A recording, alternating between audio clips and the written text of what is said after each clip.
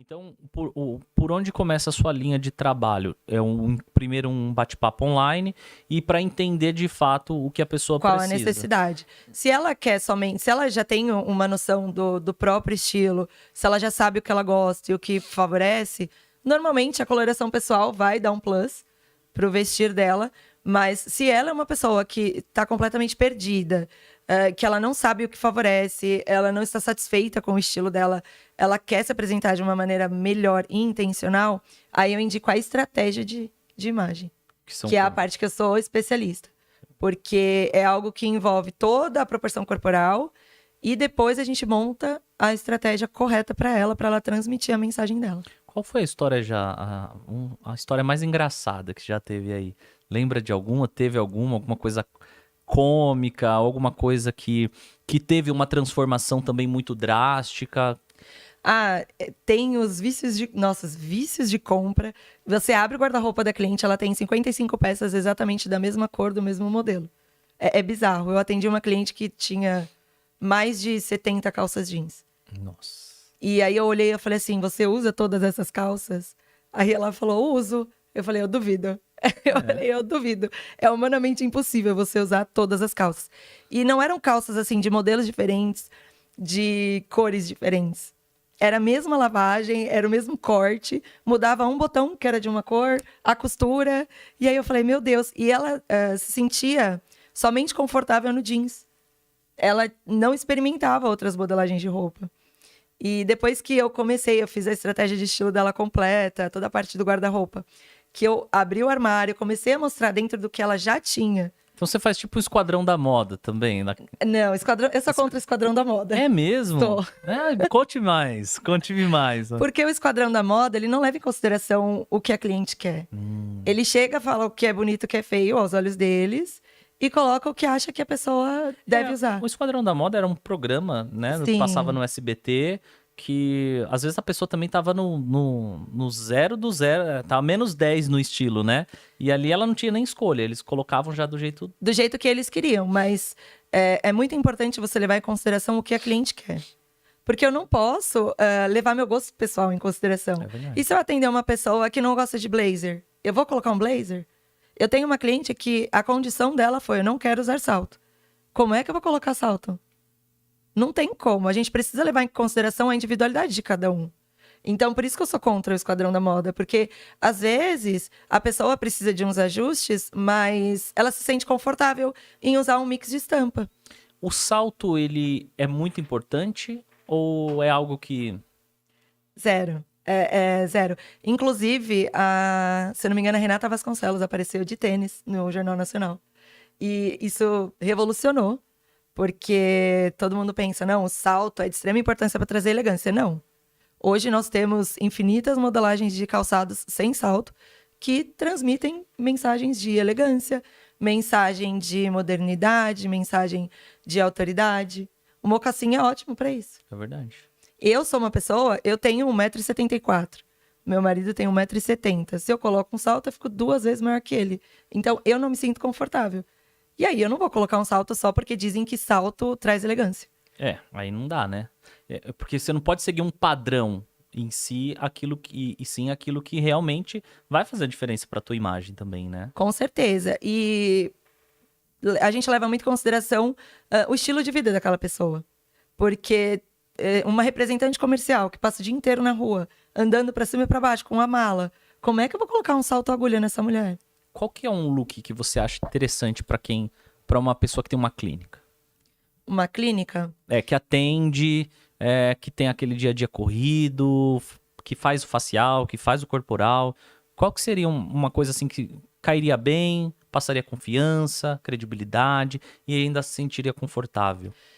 Uma calça de corte reto, mas com um tecido um pouco mais fluido, nada muito enrijecido para permitir o movimento, porque existem algumas esteticistas que até sobem na máquina, dependendo do procedimento.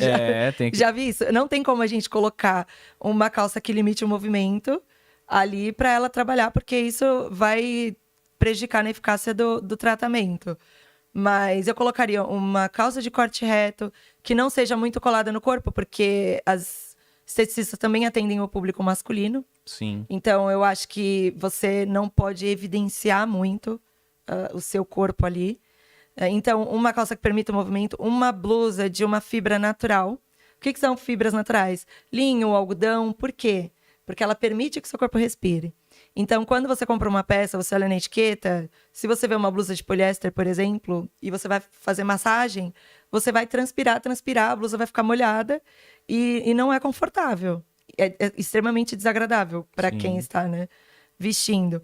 Então, uma blusa de fibra natural, de um tecido que não vá também limitar os movimentos, algo que te permita ter uma liberdade de trabalhar e que também traga uma certa autoridade. Então, a gente vai trazer um corte diferenciado, ou então um acessório mais de impacto, um brinco de uma modelagem diferente. O brinco, ele é escolhido de acordo ao look ou de acordo à questão da pessoa ou propriamente a imagem que ela quer passar? Porque tem muitos formatos de brinco também, né? Na verdade, tem a ver com a mensagem. Claro que existem algumas considerações com relação a decote. Se você vai colocar por exemplo, um colete que tem uma gola muito alta, mais estruturada, você pega um brinco pendurado que fica enroscando, não é muito confortável. Então, o brinco vai mais da mensagem e também da utilidade ali na peça que você está usando, para não te limitar e nem te atrapalhar. Principalmente na área da estética, que muitas trabalham de toquinha. Sim. Se você coloca um brinco mais pontiagudo, por exemplo, quando você tira, enrosca. E aí pode rasgar a orelha, pode causar um acidente ali. É verdade. Então precisa tomar um pouco de cuidado. Mas tem muito mais a ver com a mensagem e a utilidade dele ali no que você vai fazer no dia.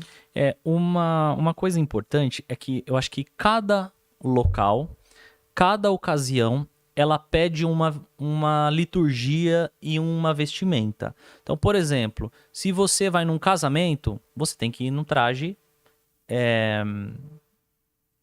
Não vou falar esporte fino. Vamos supor, um casamento padrão, tradicional. Você tem que ir com um traje social.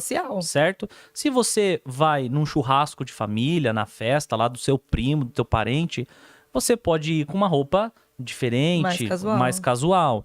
Agora, se você vai trabalhar, e aí depende também, olha só o que eu acho interessante nisso, Priscila, porque às vezes o profissional tá aí desse jeito, eu preciso dar um up, a minha clínica eu não tô vendendo bem, tô com dificuldade na hora de fazer um stories e etc. Então, não é sobre só quem já se veste bem. Aqui a gente tá falando para você que quer transformar, para você que quer mudar realmente o seu posicionamento de imagem, que é onde você entra de fato como especialista, né, Priscila? Que é a estratégia de imagem, Total.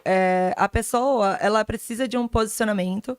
E como eu falei, a imagem ela é de extrema importância nisso. Mas não só a imagem, porque não adianta trabalhar a imagem e a pessoa ter uma postura corporal completamente errada.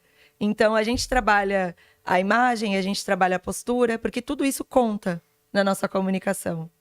Então, a gente pega assim, uma pessoa crua de tudo, que quer se posicionar, que quer trazer a sua mensagem e leva ela nesse caminho. Eu costumo dizer para as minhas clientes que eu pego elas do ponto A e levo para o ponto B. Que o ponto B é onde elas me mostram quem elas querem ser. É uma jornada uma jornada do alinhamento do estilo, né? E do autoconhecimento também. E quando você faz essa consultoria, a pessoa já tem que imediatamente comprar roupa. Como funciona? Porque às vezes o pessoal acha que é caro, né? Assim, é muito caro, eu não vou fazer isso. Ou às vezes nem conhece esse tipo de trabalho, né? 90% das coisas que eu escuto consultoria de imagem é para rica. E não. Consultoria de imagem é para quem quer usar a sua imagem a seu favor. Você não precisa ser rica para você querer usar a sua imagem a seu favor. É simplesmente uma questão de adequação e você se programar. Se você se programar para fazer esse investimento em você... Eu concordo. É o básico. E é o que eu costumo dizer. Nós somos o nosso maior investimento. Então, a pergunta que eu faço é: quanto você está disposto a investir em você? Porque não sou eu. O resultado, quem vai ver, quem vai colher o fruto é ela. Porque é a imagem dela que está sendo reposicionada. Sim. E isso é uma coisa que dura em muito tempo. Não é uma coisa assim, eu vou fazer a consultoria de imagem hoje e amanhã, daqui a 6 meses, já passou. É algo que você pode levar por longo prazo, né, Priscila? Sim, normalmente, algumas pessoas até indicam fazer a consultoria de imagem a cada 6, 7, 8 anos, a cada 10 anos, porque vai muito do momento de vida em que você se encontra. Então, a Priscila de hoje não vai ser a mesma Priscila daqui a 10 anos. Sim. Então, eu teria que ter um novo posicionamento. De repente a pessoa faz uma transição de carreira. Ou passou pela maternidade, ou então ela passou por algum processo transformador na vida dela que ela precisava se transformar, se reposicionar, e aquela consultoria já não faz sentido para ela. É verdade. Porque, principalmente na fase assim mais jovem, o que a mulher quer transmitir? Mais autoridade, mais credibilidade, na parte profissional. E aí a gente usa uma estratégia. Quando você vai se tornando mais madura, você já quer trazer um pouquinho mais de casualidade, você quer manter, lógico, a sua autoridade, só que o seu tempo de experiência ali já conta bastante para você construir o seu nome. Sim. E aí você já quer trazer alguns elementos mais leves, para não enrijecer tanto a sua imagem. Então aí já é outra estratégia que a gente trabalha. Então por isso que existe um período, sim, não dá para fazer a cada 1 ano.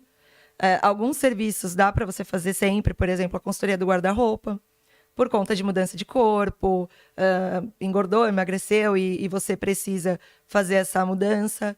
Essa dá para fazer. O shopper também, que a gente passa uma tarde no shopping fazendo compras. Que coisa legal, hein? Passar uma tarde no shopping comprando. É muito legal. É uma experiência muito gostosa. Então, quais são esses tipos de trabalho, esses serviços que você oferece? Então, é o shopper? Deixa eu começar pela coloração pessoal. Aí tem a parte de estratégia de imagem, que envolve a parte de proporção corporal e a estratégia de estilo. E aí a pessoa pode contratar ou só a proporção corporal ou só a estratégia de estilo, se ela já sabe o que favorece.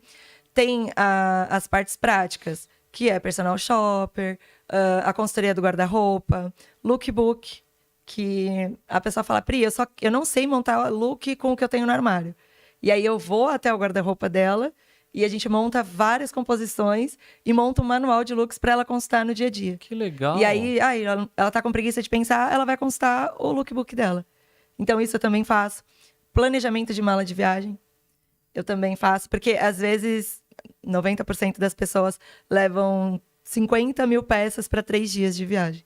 É verdade. E elas não sabem qual o poder que os acessórios têm, quantas composições as peças conseguem montar. Então, esse trabalho eu também faço. Consultoria de armação de óculos. Legal. Para você saber qual a armação melhor para você. É uma infinidade de serviços. Cara, uma infinidade de serviços mesmo. E